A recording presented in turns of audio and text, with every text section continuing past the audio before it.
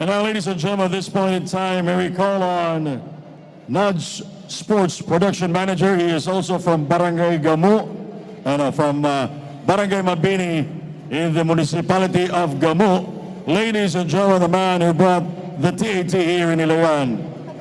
Please welcome, ladies and gentlemen, Mr. Nori Uy.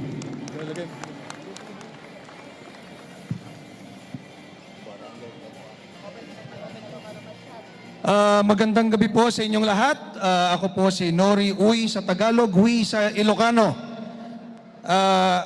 In behalf of Nudge Productions and the Asian Tournament at buong organizing team, taos puso po kami nagpapasalamat sa City Government of Ilagan sa mainit na pagtanggap, buong suporta sa pag-host ng the Asian Tournament.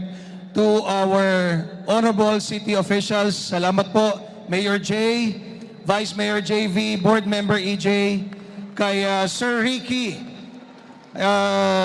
si Geo din, kung nandyan si Geo, salamat ng marami.